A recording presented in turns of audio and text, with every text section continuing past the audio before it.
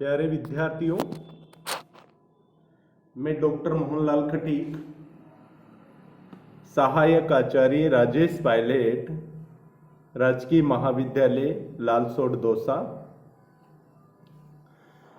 आप सभी को मालूम है कि हम सभी बीए द्वितीय वर्ष संस्कृत के प्रथम प्रश्न पत्र में जो आपका लघु सिद्धांत कौमुदी का जो नामिक प्रकरण समाहित है उसका हम अध्ययन कर रहे थे। और नामिक प्रकरण में हम जो राम शब्द है और राम शब्द से संबंधित जो रूप सिद्धि अपन को करनी थी, अब उस रूप सिद्धि में जो कौन कौन से सूत्र प्रयुक्त होते हैं, क्या क्या संज्ञाएं होती है, उन सभी बातों का हम अनवरत अध्ययन कर रहे थे। और मैंने आपको बताया था कि राम किसी भी शब्द की सिद्धि करने से पूर्व अर्थात उसको पद बनाने से पूर्व उसकी प्रातिपदिक संज्ञा होती है। और प्रातिपदिक संज्ञा मैंने की थी अर्थवर्त धातुर प्रत्यय प्रातिपदिकम, ये एक सूत्र था। और एक कृत तदित समासस्य, इन दोनों सूत्रों से क्या होती है,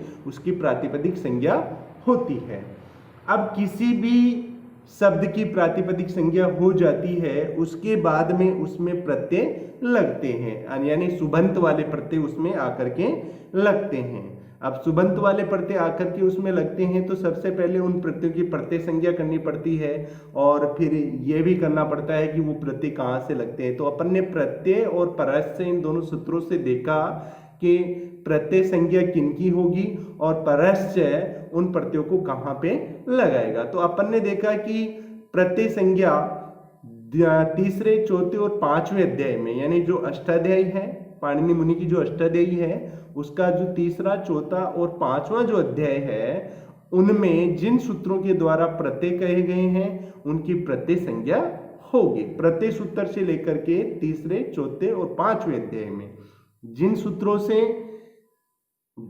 सूत्रों से जो विधान किए जाते हैं उनकी प्रत्यय संज्ञा प्रत्यय सूत्र करता है। और परस्य से वो प्रत्यय कहाँ लग जाते हैं, शब्द के पीछे लग जाते हैं।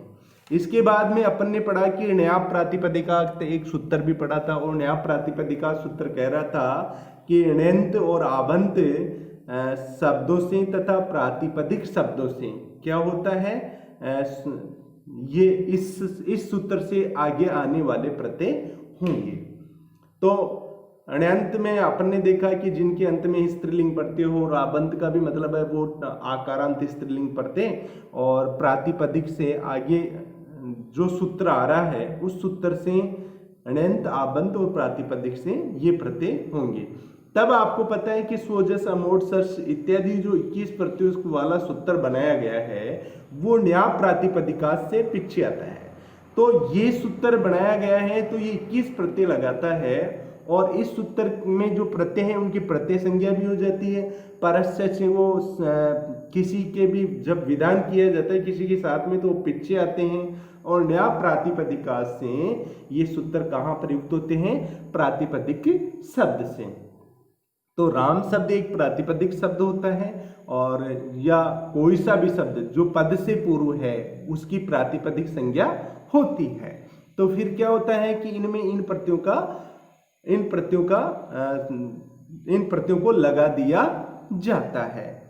अब ये जो 21 प्रत्यय हैं, अगर आप सूत्र में पढ़ेंगे तो इन 21 प्रत्ययों का सूत्र है स्व, जस, अमोट, सस, टाभ्याम, विस, णेभ्याम, व्यस, नसीभ्याम, व्यस, और णस, ओस, आम, और नी, ओस, सुप, ये 21 प्रत्यय हैं। अब इन 21 प्रत्ययों में क्या है कि प्रत्येक जो प्रत्यय हैं क्रमशः, यानी पहला, दूसरा, तीसरा प्रत्यय, इनका एक त्रिक बन गया। सूत्र में जो पहला, दूसरा, तीसरा प्रत्यय है उसका एक त्रिक बन गया। त्रिक का मतलब हो गया 3 का समूह है, त्रिक बन गया। फिर दूसरा त्रिक क्या बन गया, पहला त्रिक सु, ओ, जस, पहला त्रिक, और दूसरा त्रिक क्या बन गया, दूसरा त्रिक बन गया आपका अम, ओट, सस, अम, ओट, सस। और चौथा, ये तीसरा त्रिक क्या बन गया, टाभ्याम, विस, और चौथा त्रिक क्या बन गया, णेभ्याम, व्यस, पांचवा त्रिक क्या बन गया, णसीभ्याम, व्यस, और छठा त्रिक क्या बन गया, णस, ओस, आम, और सातवां त्रिक क्या बन गया, णी ओ सुप। इस प्रकार से ये जो 21 प्रत्यय होते हैं इनके कितने त्रिक बन जाते हैं, 7 त्रिक बन जाते हैं। जो आपको मैंने पूर्व में बता दिया था सूत्र, सोजस अमोटस टाभ्याम विष णेभ्याम व्यस णसिभ्याम व्यस नसोसाम णियो सुप। ये काफी लंबा सूत्र है और इस सूत्र में जितने भी प्रत्यय जो कहे गए हैं उन सभी प्रत्ययों की क्रमशः 3-3 त्रिक बन करके कुल 7 त्रिक बन जाते हैं। इसके पश्चात में आपका सूत्र आता है, फिर अगला सुपह सूत्र आता है। सुपह सूत्र आता है तो ये सूत्र देखिए, प्रथम अध्याय का चौथे पाद का 102वां सूत्र है।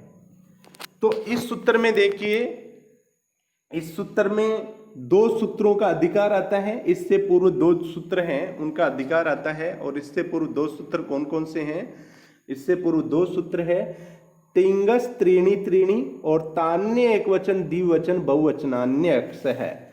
यानी तिंगस त्रीणी त्रीणी प्रथमो मध्यमो उत्तमः और तान्य एकवचन द्विवचन बहुवचनान्य अक्ष है, और फिर शुप है, ये इनका कर्म है, इनका कर्म ये आ जाता है। तब जो सुपह जो सूत्र है, तो ये सुपह सूत्र कहता है, उन दोनों सूत्रों के अधिकार से सुपह सूत्र का अर्थ हो जाता है कि सुपस तीर्णी त्रीणी वचनान्य अक्ष है, एक वचन द्विवचन बहुवचन संज्ञानी शु। अर्थात सुप का जो प्रत्येक त्रिक है वह प्रत्येक त्रिक में 3 प्रत्यय हैं, तो वह प्रत्येक त्रिक एक वचन द्विवचन बहुवचन संज्ञक होता है। अर्थात सुप का जो प्रत्येक त्रिक है, 7 त्रिक हैं, और उन 7 त्रिकों में जो प्रत्येक त्रिक है उस प्रत्येक त्रिक में 3 प्रत्यय हैं, तो उन प्रत्ययों का भी क्रम निश्चित है। मान लीजिए प्रथम त्रिक है, प्रथम त्रिक का पहला प्रत्यय है सु, दूसरा प्रत्यय है औ और तीसरा प्रत्यय है जस। तो ये 3 प्रत्यय हैं, इनका क्रम निश्चित है। पहले स्थान पे सु, दूसरे स्थान पे औ और तीसरे स्थान पे जस। ये प्रथम त्रिक आ गया। अब इस प्रथम त्रिक जो है, इन प्रथम त्रिक के जो प्रत्यय हैं उनको क्रमशः क्या संज्ञा हो जाती है, प्रथम त्रिक के जो प्रथम सूत्र है, प्रथम जो प्रत्यय है, प्रथम त्रिक का जो प्रथम प्रत्यय है उसको एकवचन संज्ञा, प्रथम त्रिक का जो द्वितीय प्रत्यय है उसको द्विवचन संज्ञा, और प्रथम त्रिक का जो तृतीय प्रत्यय है उसको बहुवचन संज्ञा होती है। और ये कौन करता है, ये जो सुपह सूत्र आ रहा है इससे इनकी ये बहुवचन संज्ञा हो जाती है। इनकी ये बहुवचन तीनों संज्ञाएं हो जाती है, एक वचन द्विवचन बहुवचन। अब द्वितीय त्रिक है, द्वितीय त्रिक का प्रथम प्रत्यय कौन सा है, अम है, और दूसरा प्रत्यय कौन सा है, ओट है, तीसरा प्रत्यय सस है। तो प्रथम प्रत्यय जो अम है उसकी क्या हो जाती है, एकवचन संज्ञा, ओट की द्विवचन संज्ञा और सस की बहुवचन संज्ञा हो जाती है। उसी प्रकार से तृतीय त्रिक है, तृतीय त्रिक में टा भ्याम विष है, तो टा की एकवचन संज्ञा, भ्याम की द्विवचन संज्ञा और भिस की बहुवचन संज्ञा हो जाती है। चतुर्थ त्रिक में णे भ्याम व्यस है, तो णे की एकवचन संज्ञा, भ्याम की द्विवचन संज्ञा और भ्यस की बहुवचन संज्ञा हो जाती है। पंचम त्रिक है, पंचम त्रिक में देखिए णसी भ्याम व्यस है, तो णसी की एकवचन संज्ञा, भ्याम की द्विवचन संज्ञा और भ्यस की बहुवचन संज्ञा हो जाती है। षष्ठम त्रिक है, षष्ठम त्रिक में णस ओस आम है, तो णस की एकवचन संज्ञा, ओस की द्विवचन संज्ञा और आम की बहुवचन संज्ञा हो जाती है। उसी प्रकार से सप्तम त्रिक है, सप्तम त्रिक णी ओस सुप है, तो इसमें णी की एकवचन संज्ञा, ओस की द्विवचन संज्ञा और सुप की बहुवचन संज्ञा हो जाती है। इसी प्रकार आप सभी 21 प्रत्ययों में देखते हैं कि एक वचन संज्ञा किस किस की होती है? सु, अम, ता, णे, णसी, णस और णी की एक वचन संज्ञा होती है। द्विवचन संज्ञा कौन कौन से प्रत्ययों की होती है? आउ, आउट, ब्याम, ब्याम, ब्याम, ओस और ओस, इनकी द्विवचन संज्ञा हो जाती है। बहुवचन संज्ञा वैसे ही किसकी हो जाती है? जस, सस, बिस, व्यस, व्यस, आम और सुप, इनकी बहुवचन संज्ञा हो जाती है। अब ये जो 7 त्रिक हो गए, इन 21 प्रत्ययों को अपन ने 7 त्रिकों में जो बांटा है और इनको एक वचन, द्विवचन और बहुवचन संज्ञा इनकी अपन ने की है। इन प्रत्ययों की विभक्ति संज्ञा होने से प्रथम त्रिक प्रथमा विभक्ति हो जाता है, द्वितीय त्रिक द्वितीय विभक्ति हो जाता है, तृतीय त्रिक तृतीय विभक्ति हो जाता है, चतुर्थ त्रिक चतुर्थ विभक्ति हो जाता है, पंचम त्रिक पंचमी विभक्ति हो जाता है, षष्ठम त्रिक षष्ठी विभक्ति हो जाता है, सप्तम त्रिक सप्तमी विभक्ति हो जाता है, जो हम सभी आगे इस बात का अध्ययन करेंगे। चलिए अगले सूत्र का अध्ययन करते हैं हम। अगला सूत्र है राम शब्द की रूप सिद्धि में। अगला सूत्र कौन सा है? द्वेकयोर द्विवचनेक वचने, द्वेकयोर द्विवचनेक वचने। ये देखिए द्वेकयो, इसका आप अगर इस सूत्र को आप तोड़ेंगे तो द्वेकयो द्विवचन एक वचने, तो इसमें आप देखते हैं कि द्वेकयो अर्थात द्वि एकयो अर्थात दो और एक में, दो और एक में, अर्थात दो का मतलब द्वित्व और एक का मतलब एकत्व, अर्थात जहां द्वित्व का भाव हो द्वि और जहां एकत्व का भाव हो वहां पे एकत्व। तो द्वित्व और एकत्व की विवक्षा, विवक्षा का मतलब होता है कहने की इच्छा, अर्थात दो के लिए कह रहे हैं तो द्वित्व और एक के लिए कह रहे हैं तो एकत्व। तो द्वित्व और एकत्व की विवक्षा होने पर क्रमशः द्विवचन और एक वचन का प्रत्यय होता है, अर्थात द्वित्व की विवक्षा होने पर द्विवचन का प्रत्यय होगा और एकत्व की विवक्षा होने पर एक वचन का ही प्रत्यय होगा।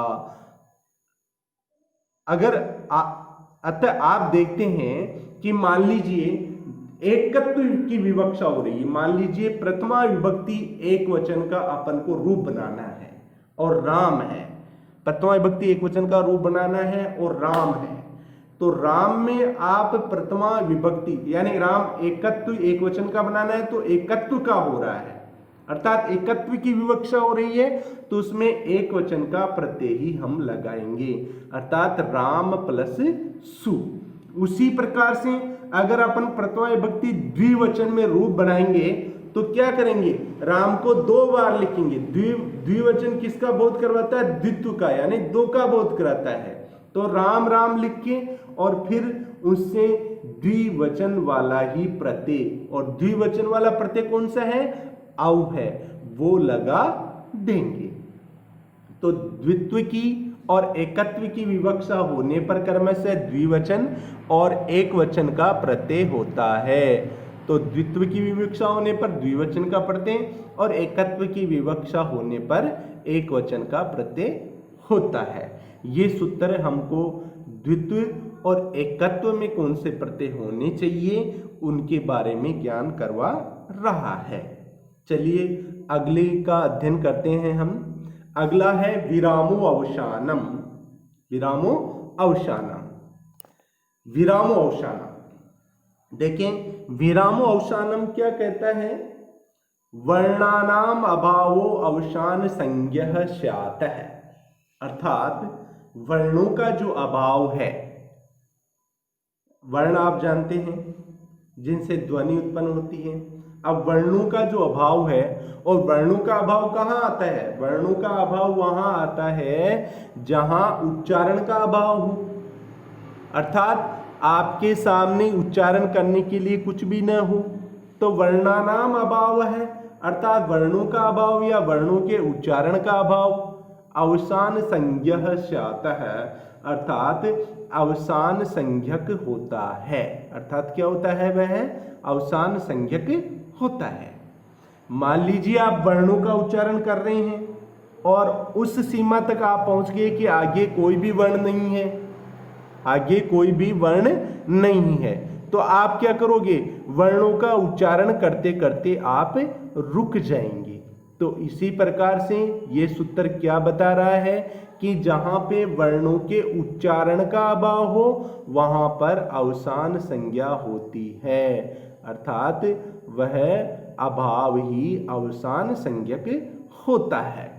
जैसे हम देखें राम शब्द है, राम शब्द में आप देखते हैं प्रथमा विभक्ति एक वचन में हमने प्रत्यय लगाया सु, और उस सु प्रत्यय के अनुबंध लोप होने पर स बचा, और स का अपन हम सभी ने स का रुत्व किया, और रुत्व के भी अनुबंध लोप होने पर र शेष रहा। इस प्रकार से अपने सामने आया राम प्लस र। अब आप देखते हैं कि राम प्लस र आया, तो आपने राम प्लस र के बाद में उच्चारण का अभाव है यानी अवसान है। क्या हो गया, अभाव है या अवसान है। तो यहां पर क्या हो रहा है, यहां पर अवसान संज्ञा हो रही है। यहां पे देखिए अवसान संज्ञा र की भी होगी और बाद में जो उसका उच्चारण का अभाव है, अभाव की भी अवसान संज्ञा होगी। तो जहां पर वर्णों का अभाव है या वर्णों के उच्चारण का अभाव है, वहां पर क्या होती है, अवसान संज्ञा होती है। और आगे के अध्ययन हम आगे वाले वीडियो में करेंगे, और भी महत्वपूर्ण सूत्रों का अध्ययन हम अगले वीडियो में करेंगे। उसके बाद में हम एक एक शब्दों को लेंगे जिनकी रूप सिद्धि अपन करेंगे। धन्यवाद।